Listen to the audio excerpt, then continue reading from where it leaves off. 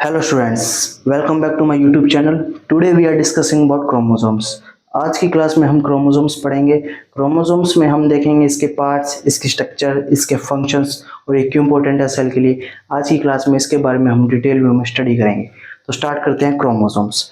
तो वहीं बात करें क्रोमोसोम्स को हिंदी में क्या बोलते हैं। क्रोमोसोम्स को हिंदी में गुणसूत्र भी बोला जाता है। ठीक है, बात करें ये क्रोमोसोम्स पाए कहाँ जाते हैं। ये क्रोमोसोम्स जो सेल होती है हमारी, उस सेल के अंदर न्यूक्लियस पाया जाता है। अगर आपने न्यूक्लियस की स्टडी नहीं किया तो हमारे प्रीवियस लेक्चर में डिटेल व्यू में न्यूक्लियस का हमने लेक्चर बनाया है, उसको आप देख सकते हैं जाके। ठीक है, हम बात करें न्यूक्लियस की तो न्यूक्लियस होता है सेल के अंदर, जो कि सेल का ब्रेन होता है, जो कि सारी मेटाबॉलिक एक्टिविटी न्यूक्लियस कंट्रोल करता है। उस न्यूक्लियस के अंदर एक सब्सटेंस पाया जाता है जिसको हम क्या बोलते हैं, न्यूक्लियोप्लाज्म। क्या बोलते हैं उसको, न्यूक्लियोप्लाज्म। उस न्यूक्लियोप्लाज्म में एक थ्रेड लाइक स्ट्रक्चर होती है, मतलब एक धागे जैसी स्ट्रक्चर होती है। उस धागे जैसी स्ट्रक्चर को क्या बोलते हैं, हम क्रोमोसोम्स बोलते हैं। ये सेल के अंदर बिखरे हुए होते हैं। ठीक है, ये सेल के अंदर क्या होते हैं, बिखरे हुए होते हैं। इनकी क्वांटिटी बहुत ज़्यादा होती है। उनका काम क्या होता है, इनका काम ये होता है कि एक जनरेशन से दूसरी जनरेशन में जेनेटिक इन्फॉर्मेशन को लेके जाते हैं। ठीक है, एक जनरेशन से दूसरी जनरेशन के अंदर जेनेटिक इन्फॉर्मेशन को लेके जाने का काम क्या होता है, क्रोमोसोम्स का होता है। अगर बात करें हम क्रोमोसोम का मतलब क्या होता है, यहाँ पे देखें तो क्रोमो का मतलब होता है कलर, सोम का मतलब होता है बॉडी, मतलब क्रोमोसोम का मतलब हुआ कलर बॉडी। कलर बॉडी इसको इसलिए कहा जाता है क्योंकि हम देखते हैं कि न्यूक्लियस के अंदर ये क्रोमोसोम्स पाए जाते हैं, मगर न्यूक्लियस के अंदर हम इसको नेकेड आई या with the help of microscope नहीं देख सकते हैं। इनको देखने के लिए हमें इसके ऊपर स्टेनिंग करनी पड़ती है। स्टेनिंग करने के बाद है ये हमें दिखते हैं। और स्टेनिंग की इनकी एक खासियत होती है कि ये जो भी स्टेनिंग करते हैं ना, वो कलर को ऑब्जर्व करने की इनकी पावर ज़्यादा होती है। ठीक है, इनको ऑब्जर्व जल्दी से कर लेते हैं, जिसलिए हम इसको क्या बोलते हैं, कलर बॉडी बोलते हैं। वहीं बात करें हम क्रोमोसोम्स की तो क्रोमोसोम को सबसे पहले देखने वाले साइंटिस्ट कौन थे, who seen chromosome at the first time, it's called Walther Flemming. Walther Flemming थे, इन्होंने क्या था, क्रोमोसोम्स को सबसे पहले देखा था इन 1882 के अंदर। 1882 के अंदर वेल्थियर फ्लेमिंग नामक एक साइंटिस्ट थे, इन्होंने क्रोमोसोम को सबसे पहले देखा था। उसके बाद आए एक साइंटिस्ट जिनका नाम था डब्ल्यू वेल्डेयर। डब्ल्यू वेल्डेयर एक साइंटिस्ट थे जिन्होंने क्रोमोसोम्स का नाम क्रोमोसोम रखा था। जो नाम रखने वाले थे क्रोमोसोम का, वो कौन थे, डब्ल्यू वेल्डेयर थे। 1888 में 1888 में डब्ल्यू वेल्डेयर ने क्रोमोसोम का नाम रखा था क्रोमोसोम्स। उसके बाद हम बात कर लेते हैं क्रोमोसोम्स है वो किस चीज़ से मिलकर बना हुआ है, कंपोजिशन क्या है क्रोमोसोम्स का। तो क्रोमोसोम का कंपोजिशन है डीएनए प्लस प्रोटीन। जो क्रोमोसोम्स है वो डीएनए प्लस प्रोटीन का बना हुआ है। डीएनए का मतलब होता है डीऑक्सी न्यूक्लिक एसिड, और प्रोटीन्स होते हैं वो अमीनो एसिड से मिलकर बने होते हैं। ठीक है, तो क्या हुआ, क्रोमोसोम डीएनए प्लस प्रोटीन का मिलकर बना हुआ है। इसमें डीएनए का पार्ट है वो 40% है और प्रोटीन का पार्ट 60% है। सबसे ज़्यादा क्रोमोसोम्स के अंदर प्रोटीन पाई जाती है 60%, उसके बाद डीएनए 40% पाया जाता है। प्रोटीन की बात करें तो प्रोटीन में टू टाइप्स की प्रोटीन पाई जाती है। पहली प्रोटीन है यहाँ पे हिस्टोन प्रोटीन। ठीक है, दूसरी प्रोटीन है नॉन हिस्टोन प्रोटीन। ठीक है, पहली प्रोटीन है हिस्टोन प्रोटीन, दूसरी प्रोटीन है नॉन हिस्टोन प्रोटीन। जो नॉन हिस्टोन प्रोटीन है वो बहुत कम मात्रा में पाई जाती है। सबसे ज़्यादा मात्रा में हिस्टोन प्रोटीन क्रोमोसोम में पाई जाती है। माना जाता है कि 90% या 95% है वो हिस्टोन प्रोटीन पाई जाती है, 5% या 10% है जो कि नॉन हिस्टोन क्रोमोसोम में पाई जाती है। उसके बाद हम बात कर ले क्रोमोसोम्स की तो क्रोमोसोम्स है वो ह्यूमंस के अंदर 23 पेयर्स ऑफ क्रोमोसोम्स पाए जाते हैं। जो हम हमारी ह्यूमन बॉडी है उसके अंदर 23 पेयर्स ऑफ क्रोमोसोम्स पाए जाते हैं। उसके अंदर 22 पेयर क्रोमोसोम्स होते हैं वो ऑटोसोम होते हैं। ऑटोसोम का मतलब ये होता है कि 22 पेयर ऑफ क्रोमोसोम्स होते हैं वो मेल और फीमेल में दोनों में एक जैसे होते हैं। मेल और फीमेल में दोनों एक जैसे होते हैं 22 पेयर्स ऑफ क्रोमोसोम्स। उनको क्या बोलते हैं, हम इंग्लिश में ऑटोसोम बोलते हैं। ठीक है, 22 pairs of chromosomes are autosome. Autosome होते हैं और एक पेयर होता है इसका, उसको हम क्या बोलते हैं, सेक्स क्रोमोसोम बोलते हैं। जो एक पेयर बचा है उसको क्या बोलते हैं, हम सेक्स क्रोमोसोम बोलते हैं, जो कि मेल और फीमेल में दोनों में अलग अलग होता है। मेल में तो क्या होते हैं कि मेल में तो जो सेक्स क्रोमोसोम होता है वो XY होता है, और फीमेल में जो सेक्स क्रोमोसोम होता है वो XX होता है। ठीक है, इसको हम क्या बोलते हैं, सेक्स क्रोमोसोम बोलते हैं, जो मेल और फीमेल में अलग अलग होते हैं। और 22 पेयर्स ऑफ क्रोमोसोम सेम होते हैं मेल और फीमेल में, जिसको हम ऑटोसोम बोलते हैं। वहीं बात करें हम डॉग्स के अंदर कितने क्रोमोसोम्स पाए जाते हैं? डॉग्स के अंदर 78 क्रोमोसोम्स पाए जाते हैं, जिसके अंदर 76 क्रोमोसोम्स होते हैं वो ऑटोसोम होते हैं, मतलब मेल डॉग होगा फीमेल डॉग होगा दोनों में 76 क्रोमोसोम्स एक समान पाए जाते हैं, सेम पाए जाते हैं। और वहीं बात करें 2 पेयर्स होते हैं, उसके अंदर वो अलग पाए जाते हैं, जिसको हम क्या बोलते हैं? सेक्स क्रोमोसोम्स बोलते हैं। उसके बाद हम बात करें चिंपैंजी और गोरिल्ला, इनके अंदर कितने क्रोमोसोम्स पाए जाते हैं? इनके अंदर पाए जाते हैं 48 क्रोमोसोम्स पाए जाते हैं, 48 पेयर्स ऑफ क्रोमोसोम्स पाए जाते हैं। वहीं बात करें काऊ की, तो हमारी गाय के अंदर या काऊ के अंदर 60 क्रोमोसोम्स पाए जाते हैं, ठीक है। उसके बाद हम बात कर लेते हैं यहाँ पे क्रोमोसोम्स की। तो क्रोमोसोम्स क्या है कि थ्रेड लाइक स्ट्रक्चर है, ठीक है। थ्रेड लाइक स्ट्रक्चर होती है क्रोमोसोम्स की, जिसको हम क्या बोलते हैं? एक धागे जैसी स्ट्रक्चर होती है, ठीक है। उसके बाद में हम क्या करते हैं? यूकैरियोटिक सेल्स के अंदर पाए जाते हैं। ये क्रोमोसोम्स है वो यूकैरियोटिक सेल्स के अंदर पाए जाते हैं। जो थ्रेड लाइक स्ट्रक्चर होती है, जो कि मैंने आपको बताया, जो न्यूक्लियस के अंदर एक थ्रेड लाइक स्ट्रक्चर पड़ी होती है, उसको हम क्या बोलते हैं? क्रोमोसोम्स बोलते हैं। यूकैरियोटिक सेल्स होती है, तो जो वेल डेवलप्ड सेल्स होती है उनके अंदर क्रोमोसोम्स पाए जाते हैं। और किस फॉर्म में पाए जाते हैं? डिप्लॉयड फॉर्म में पाए जाते हैं। डिप्लॉयड फॉर्म में क्या होती है? जैसे ये आपको दिख रही होगी स्ट्रक्चर, ये आपको स्ट्रक्चर दिख रही है, ये क्या है? ये एक पूरा क्रोमोसोम है, ठीक है।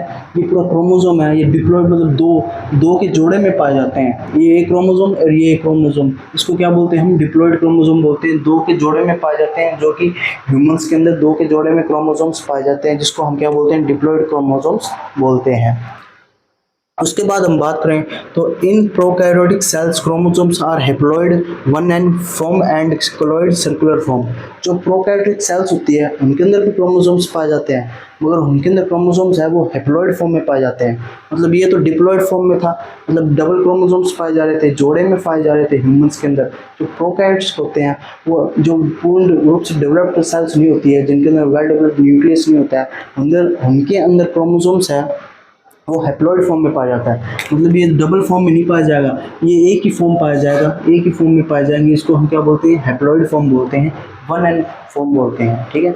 जो प्रोकैरियोट सेल्स होती है हैप्लॉइड फॉर्म में पाए जाते हैं, 1n की फॉर्म में पाए जाते हैं। और क्रोमोसोम्स क्या होते हैं? थ्रेड लाइक नहीं होते, ये सर्कुलर क्रोमोसोम होते हैं, कोलाइड क्रोमोसोम्स होते हैं, ठीक है, प्रोकैरियोट्स के अंदर। उसके बाद हम बात करें तो chromosomes are not visible in nucleus, it is visible in cell division.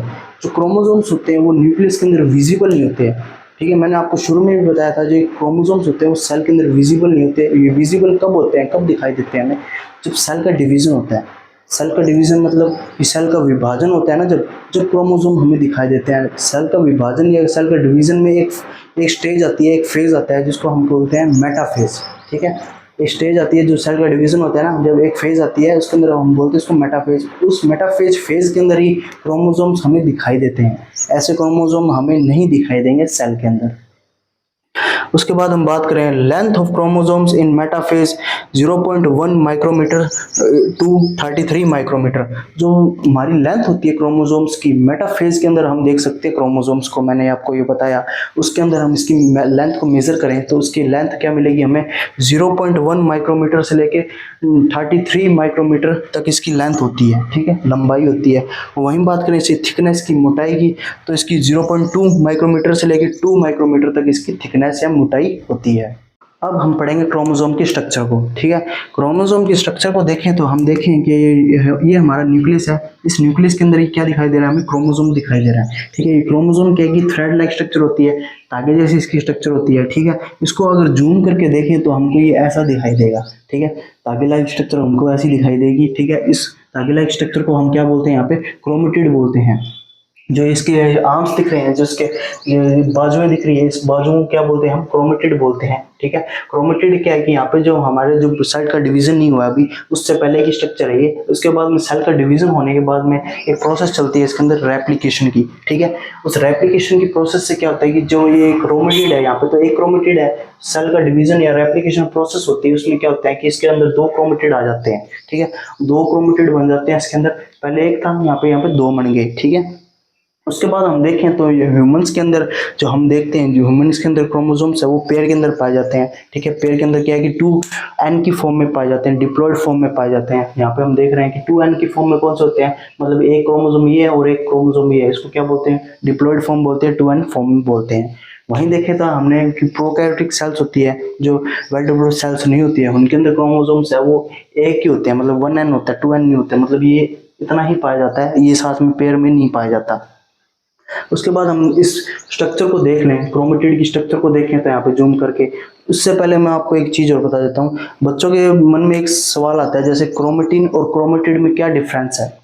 बच्चे ये कर नहीं पाते, क्रोमेटिन और क्रोमेटिड में डिफरेंस नहीं देख पाते हैं। तो इसका मेन ये है कि ये जो आपको न्यूक्लियस के अंदर जो थ्रेड लाइक स्ट्रक्चर दिख रही है ना, इस न्यूक्लियस के अंदर जो थ्रेड लाइक स्ट्रक्चर दिख रही है, इसको क्या बोलते हैं हम, इसको बोलते हैं क्रोमेटिन बोलते हैं। अगर जब क्रोमोसोम्स गुच्छे के रूप में होते हैं ना, गुच्छे के रूप में, ये गुच्छे के रूप में है, इस गुच्छे के रूप में होंगे ना क्रोमोसोम, तो हम इसको बोलेंगे क्रोमेटिन बोलेंगे।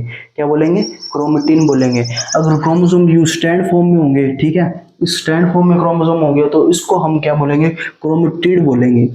इसको हम बोलेंगे क्रोमेटिड। अगर गुच्छे के फॉर्म में होंगे तो इसको क्या बोलेंगे, क्रोमेटिन बोलेंगे। ठीक है, ये आपका डाउट क्लियर हो गया। इसके बाद मैं बताता हूँ इसकी स्ट्रक्चर को।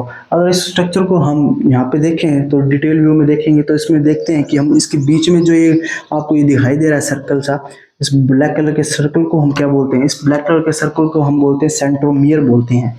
क्या बोलते हैं, सेंट्रोमियर बोलते हैं। इसको एक और नाम से बोलते हैं प्राइमरी कंस्ट्रक्शन भी बोलते हैं। ठीक है, सबसे पहले फॉर्मेशन इसी का ही होता है क्रोमोसोम के अंदर। इसके फॉर्मेशन के होने के बाद इसके अंदर से दो आर्म निकलती है, ये दो भुजाएं निकलती है, जिसको हम क्या बोलते हैं, क्रोमेटिड बोलते हैं। जो आर्म्स निकलती है इसके अंदर से निकलती है, इसको क्या बोलते हैं, क्रोमेटिड बोलते हैं। इस ये जो आपको सेंट्रोमियर दिख रहा है, इस सेंट्रोमियर के साथ में एक जो ये पार्टिकल्स अपने को दिख रहा है, ये ब्लू कलर से इसके छिपा होता है ये पार्टिकल्स, इसको क्या बोलते हैं, इसको बोलते हैं हम काइनेटोकोर बोलते हैं। सेंट्रोमियर के ऊपर एक पार्टिकल छिपा होता है, इस पार्टिकल्स को हम सब्सटेंस को क्या बोलते हैं, काइनेटोकोर बोलते हैं, जो कि प्रोटीन का मिलकर बना हुआ है। किसका मिलकर बना हुआ है, प्रोटीन का मिलकर बना हुआ है, जो कि क्या करता है, स्पिंडल फाइबर के फॉर्मेशन में मदद करता है। ये स्पिंडल फाइबर के फॉर्मेशन में मदद करता है काइनेटोकोर। काइनेटोकोर प्रोटीन का मिलकर बना होता है। ठीक है, स्पिंडल फाइबर क्या होते हैं, जिस सेल का डिवीजन होता है ना, सेल के डिवीजन में जो एक तागे जैसी स्ट्रक्चर बनती है, जैसे ये सेल है, ठीक है, इसके अंदर अपने ये क्रोमोसोम्स है, ठीक है, इसके बाद में ये जो तागे जैसी स्ट्रक्चर बनती है ना, इनको क्या बोलते हैं, स्पिंडल फाइबर्स बोलते हैं। ये जो सेल डिवीजन में बनते हैं, ये बहुत जरूरी है। सेल डिवीजन के अंदर जो सेल डिवीजन होता है, जो with the help of spindle fibre की ही होता है, उनका फॉर्मेशन कौन करता है, काइनेटोकोर करता है। काइनेटोकोर के अंदर क्या होता है, प्रोटीन होती है काइनेटोकोर, उसके अंदर स्पिंडल फाइबर का फॉर्मेशन होता है।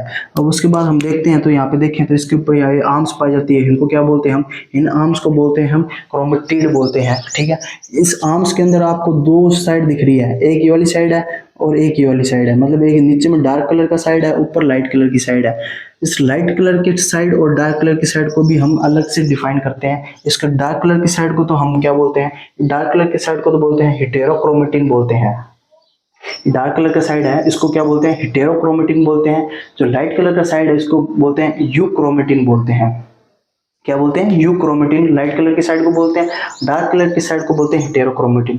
तो यूक्रोमेटिन होता है ना, यूक्रोमेटिन वो ट्रू क्रोमेटिन होता है। क्या होता है, ट्रू क्रोमेटिन होता है। ये क्या होता है, ट्रू क्रोमेटिन इसलिए होता है क्योंकि इसके अंदर है ना जीन्स पाए जाते हैं ना, वो जीन्स प्रोटीन सिंथेसिस के लिए बहुत महत्वपूर्ण होते हैं। जो प्रोटीन का सिंथेसिस होता है, जो प्रोटीन का फॉर्मेशन होता है, उसके अंदर जीन कोड करते हैं जीन प्रोटीन के सिंथेसिस के लिए, जो कहाँ करते हैं, यूक्रोमेटिन में करते हैं। जो हेटेरोक्रोमेटिन होता है उसके अंदर प्रोटीन सिंथेसिस नहीं करती है, और ना इसके अंदर इतने ज़्यादा जीन्स पाए जाते हैं। इसके अंदर ज़्यादा जीन्स पाए जाते हैं और ये क्या करते हैं, प्रोटीन का सिंथेसिस करते हैं, प्रोटीन को कोड करते हैं। ठीक है, जेनेटिक इन्फॉर्मेशन भी यूक्रोमेटिन में ज़्यादा पाई जाती है। ठीक है, हेटेरोक्रोमेटिन में इतनी जेनेटिक इन्फॉर्मेशन नहीं पाई जाती। उसके बाद हम बात करें क्रोमेटिड की, तो क्रोमेटिड डीएनए का बनकर बना हुआ है।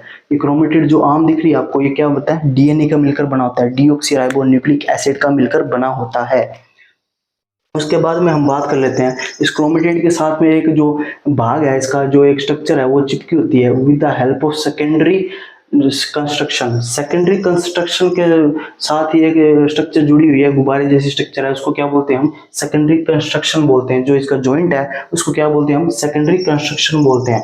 ये क्या काम करता है इसका जॉइंट, इसका जॉइंट है ना वो न्यूक्लियस के अंदर एक पार्ट पाया जाता है न्यूक्लियोलस, ठीक है, उसका सिंथेसिस करने में काम करता है ये सेकेंडरी कंस्ट्रक्शन।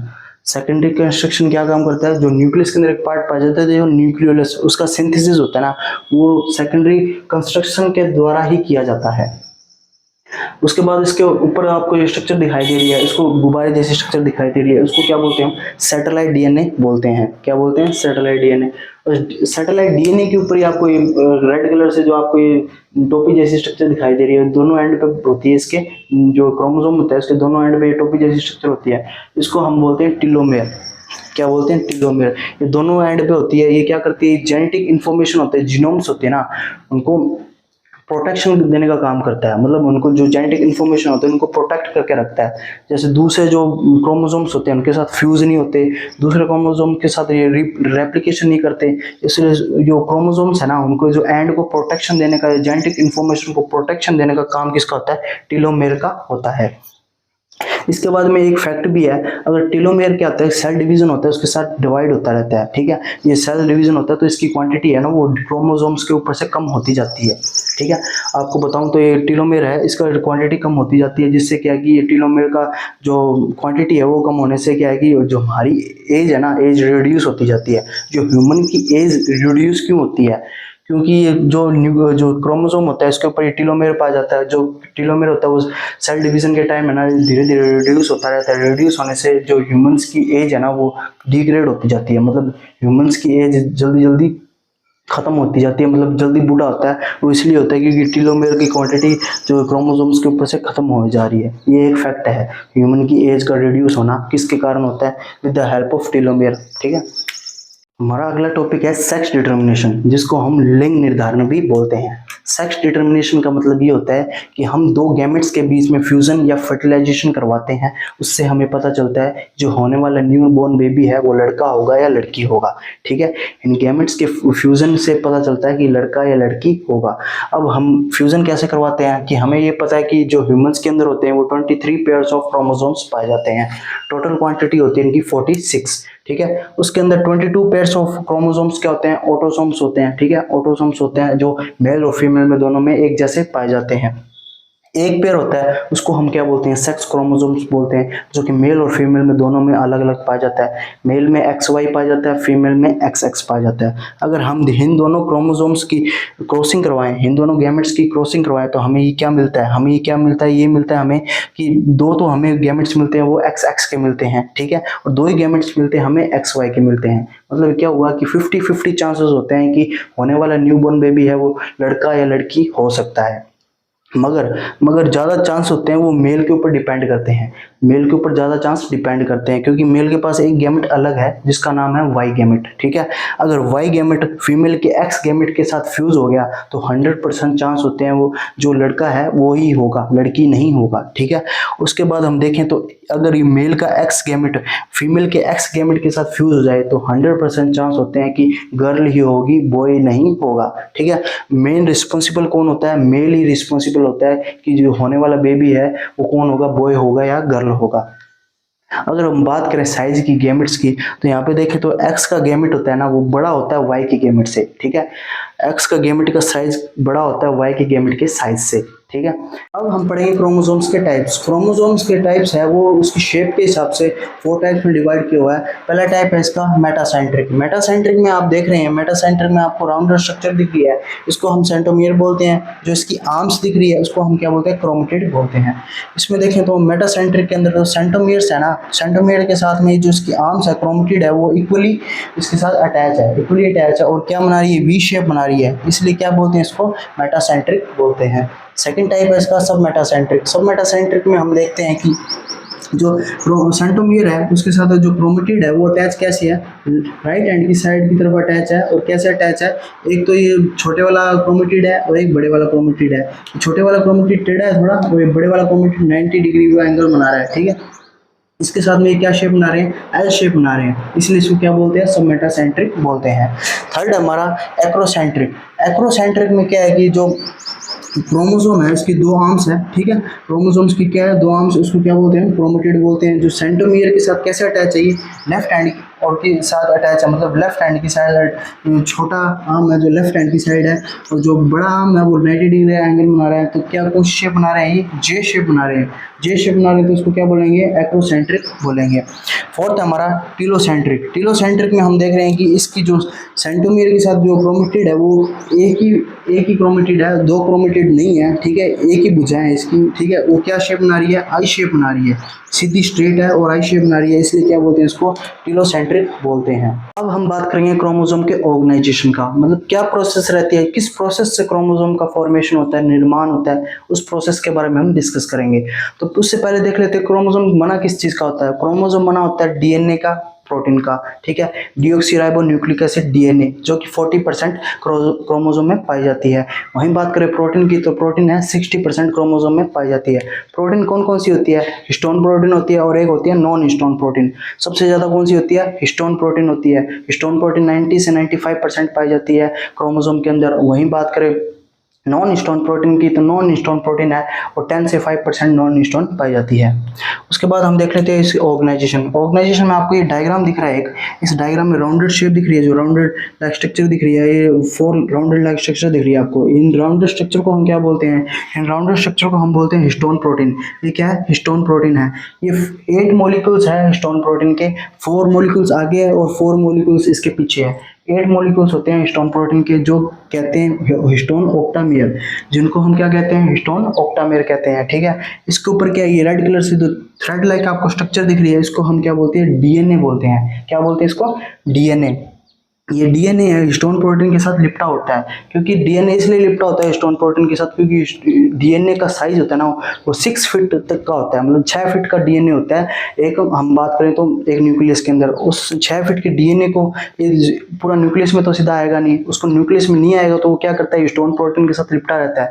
लिपटने से क्या है कि उसका जो वॉल्यूम है, जिसका वॉल्यूम है वो कम हो जाता है, जिससे क्या है कि वो डीएनए न्यूक्लियस में आराम से आ जाता है। इसलिए क्या है कि डीएनए हिस्टोन प्रोटीन के साथ लिपटा रहता है, ठीक है। हम देख रहे हैं ये डीएनए है, ये डीएनए क्या है, हिस्टोन प्रोटीन के साथ लिपटा हुआ है। जो कि डीएनए यहाँ पे देख रहे हैं, तो डीएनए कितने बेस पेयर का बना हुआ है, ये डीएनए 147 बेस पेयर का बना होता है, ठीक है।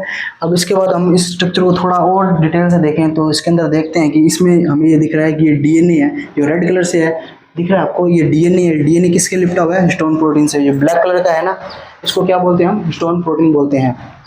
ये स्टोन प्रोटीन का एक मॉलिक्यूल है, उसके साथ क्या ये डीएनए लिपटा हुआ है। इस इतनी सी स्ट्रक्चर को हम क्या बोलते हैं, ये स्ट्रक्चर को हम बोलते हैं न्यूक्लियोसोम बोलते हैं।